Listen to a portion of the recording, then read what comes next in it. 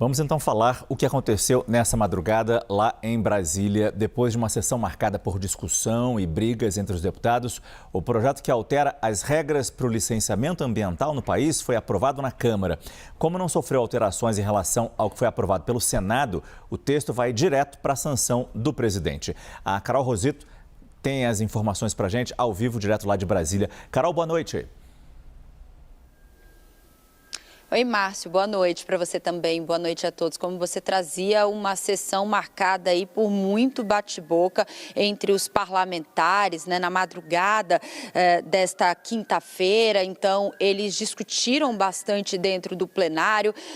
O projeto sofreu ali, foi de certa forma uma derrota, mais uma derrota para o governo, que tentou obstruir, apresentar requerimentos para adiar a votação, mas não conseguiu. Tinha o apoio, claro, amplo ali da bancada ruralista, também recebeu apoio de partidos do centro, de direita. Durante a sessão, os deputados, por exemplo, Kim Kataguiri, do União Brasil, e Célia Chacriabá, do PSOL, trocaram ofensas dentro do plenário. Ela acusou o parlamentar de ter sido vítima de racismo, né, já que ele fez comentários, julgamentos sobre a vestimenta da deputada, ela que usa e estava usando no momento da sessão um cocá durante os seus discursos. Ele ofendeu a parlamentar, depois também respondeu em nota que tinha sido provocado anteriormente pela deputada, que chamou Kim Kataguiri de deputado estrangeiro. Uma briga generalizada, mais uma que a gente acompanhou dentro do plenário da Câmara dos Deputados e que foi interrompida pelo presidente Hugo Mota, que precisou chamar, inclusive,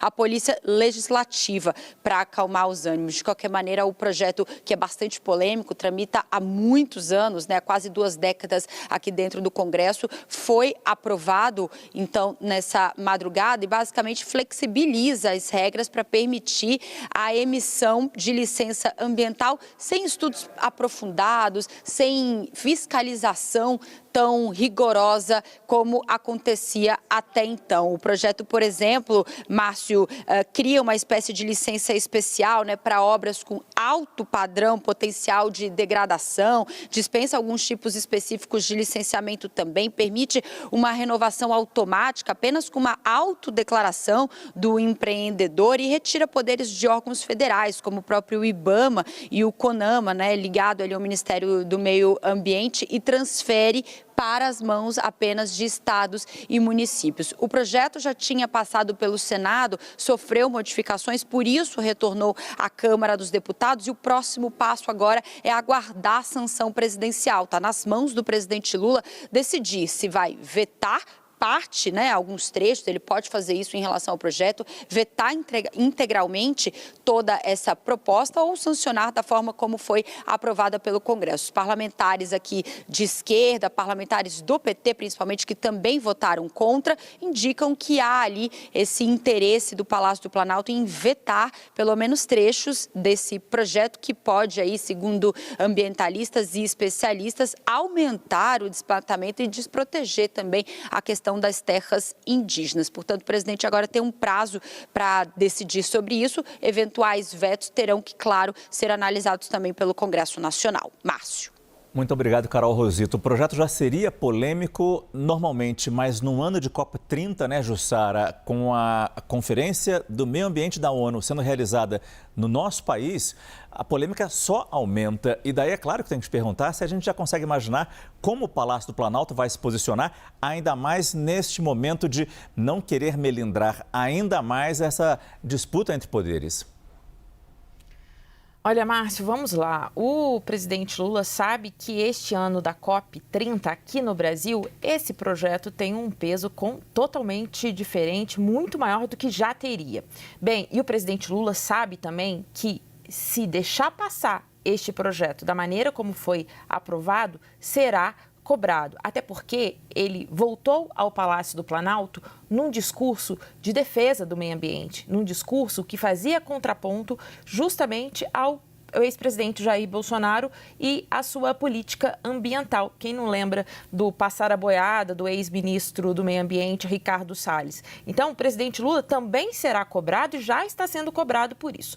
Eu conversei com integrantes do Palácio do Planalto e me dizem que há, sim, uma tendência do presidente Lula fazer veto parcial a esse texto. Bem, qual vai ser trecho que vai ser vetado? Ainda não está muito claro. O presidente Lula deve equilibrar ali alguns pratinhos. Por quê? Porque a ministra do Meio Ambiente, Marina Silva, claro, é totalmente contra este texto. Por outro lado, ele tem alguns ministros que são a favor. Por exemplo, os ministros Alexandre Silveira, o Renan Filho, tem ali já se mostraram favoráveis, pelo menos a parte deste projeto. Então, o presidente Lula vai tentar encontrar ali um caminho sobre como vai se posicionar. O que me dizem é que o presidente ele deve vetar dispositivos desse projeto que foi aprovado que enfraquece a proteção ambiental.